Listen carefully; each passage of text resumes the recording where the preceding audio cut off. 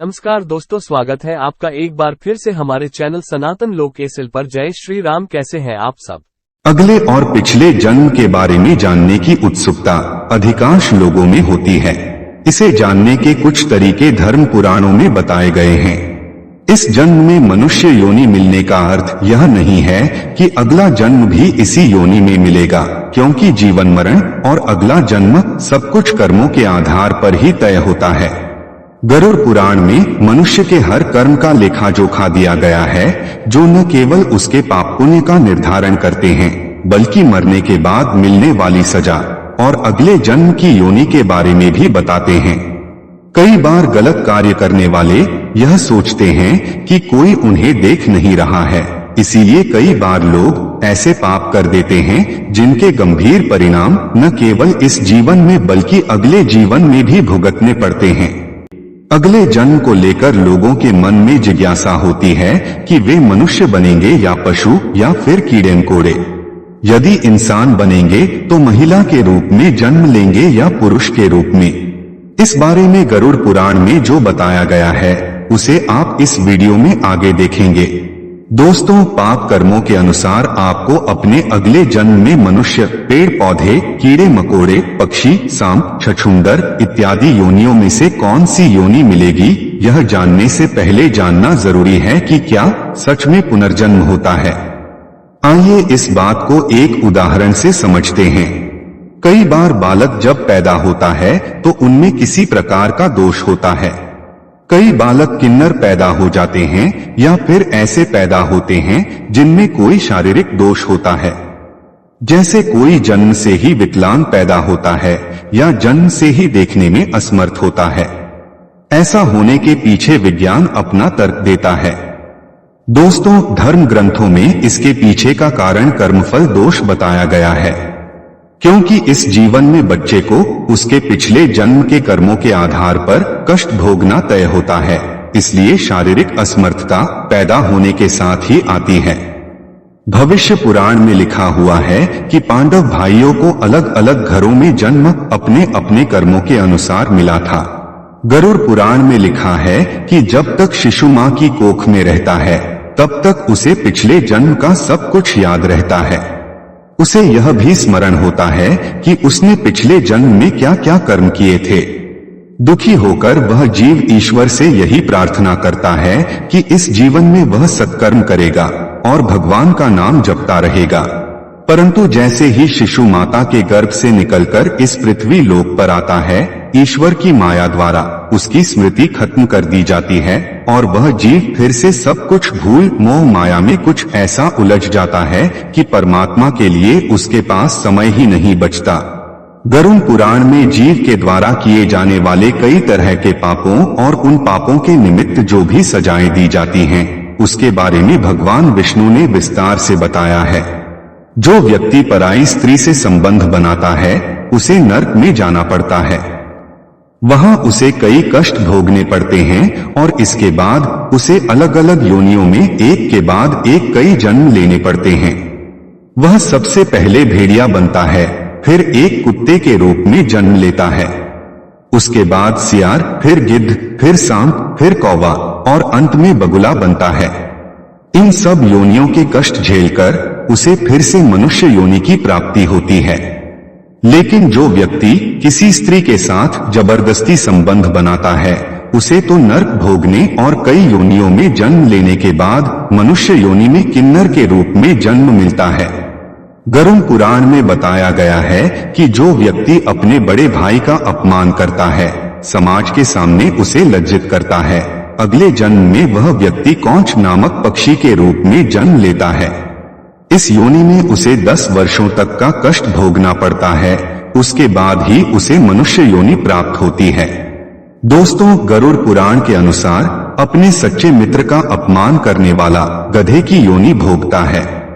गधे का जीवन काल 25 से 30 वर्षों का होता है। अब यहाँ आता है कर्म फल सिद्धांत। अगर आपने अपने मित्र को इतना कष्ट दिया है कि उसे सारी उम्र पीड़ा भोगनी पड़ती है, तो समझ लीजिए कि 25 से 30 साल गधा बनकर अगले जन्म में अपने मालिक का अत्याचार सहेंगे। अगर आपका पाप क्षमा के योग्य रहा होगा तो कर्म फल सिद्धांत के अनुसार आप गधे की योनि से जल्दी ही मुक्त होकर एक साधारण मृत्यु को प्राप्त हो जाएंगे। माता पिता को कष्ट पहुंचाने वाली संतान कछुआ की योनि में जन्म लेती है। कछुए का जीवन काल बहुत लंबा होता है। कछुआ 20 या 30 साल नहीं जीता, बल्कि उसका जीवन काल 200 से 300 वर्षों के बीच का होता है। यानी कि इस अपराध की सजा बेहद लंबी है। बंदर की योनि में वही व्यक्ति जन्म लेता है जो अपने मालिक का विश्वसनीय होकर अपने मालिक का विश्वास तोड़ देता है। ऐसा पापी जीव बंदर के शरीर को प्राप्त करता है, जिसका सामान्य जीवन काल 20 वर्ष का होता है। जो व्यक्ति अपनों से लिया हुआ धन वापस नहीं करता या उनसे छल पूर्वक धन अर्जित करता है, कीड़े मकोड़ों की योनि में जन्म लेता है। योनियों का जीवन काल कितना लंबा होगा, वह व्यक्ति के कर्मफल पर निर्भर करता है।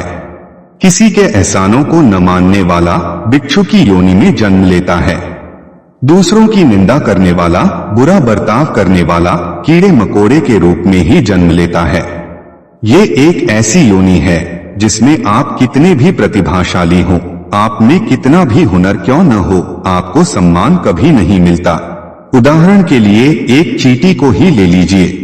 नीचे गिरती है, फिर चलती है, मंजिल तक पहुंचे बिना नहीं रुकती।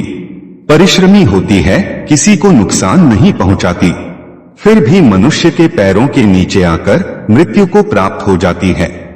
लिहाजा जैसा आपने अपने पिछले जन्म में किसी और व्यक्ति के सम्मान को रौंदा था, अगले जन्म में उस जीव आत्मा के साथ भी ठीक वैसा ही होता है। गरुड़ पुराण के अनुसार धन संपत्ति की चोरी करने वाले व्यक्तियों को कीड़े मकोड़े के रूप में जन्म मिलता है। जो व्यक्ति चांदी के सामान की चोरी करता है वह कबूतर बनता है। जो व्यक्ति वस्त्रों की चोरी करता है वह तोता बनता है। सुगंधित पदार्थों की चोरी करने वाला व्यक्ति छछूंदर के रूप में जन्म लेता है। किंतु यदि अपराध चोरी से बड़ा हो तो और भी कष्टदायी योनि प्राप्त होती है। जो व्यक्ति किसी की हत्या करता है तो उसे गधे की योनि में जन्म मिलता है। उसके बाद वह हिरण की योनि में, फिर मछली, फिर कुत्ता, फिर बाघ और अंत में मनुष्य की योनि प्राप्त होती है। देवताओं और पितरों को संतुष्ट किए बिना मरने वाला व्यक्ति 100 वर्षों के लिए कौवे की योनि में ही जन्म लेता है। इसीलिए पितरों के श्राद्ध कराते समय कौवे को भोजन कराकर संतुष्ट करने का महत्व है। कौवा की योनि के बाद मुर्गा और फिर 1 महीने के लिए सांप की योनि में रहने के बाद ही उसके पापों का अंत होता है और उसे मनुष्य योनि में जन्म मिलता है।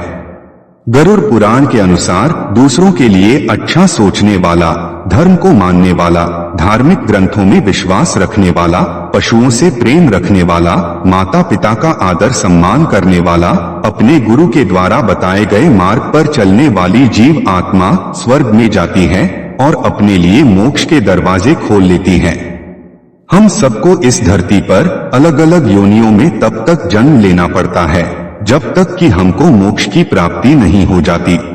लेकिन दोस्तों, यहाँ एक प्रश्न और उठता है कि जब हम अपने पाप कर्मों के अनुसार नरक की सजा भोग लेते हैं तो पुनर्जन्म में सजाएं क्यों मिलती हैं? इस प्रश्न का उत्तर भगवान विष्णु ने पक्षीराज गरुड़ को गरुड़ पुराण में स्पष्ट बताया है। गरुड़ पुराण में लिखा है कि कई बार जीव आत्माओं के कर्म इतने बुरे होते हैं कि जीवात्मा को नरक में यातनाएं तो भोगनी पड़ती ही है, लेकिन अगले जन्म में भी इन कर्मों का बोझ ढोना पड़ता है।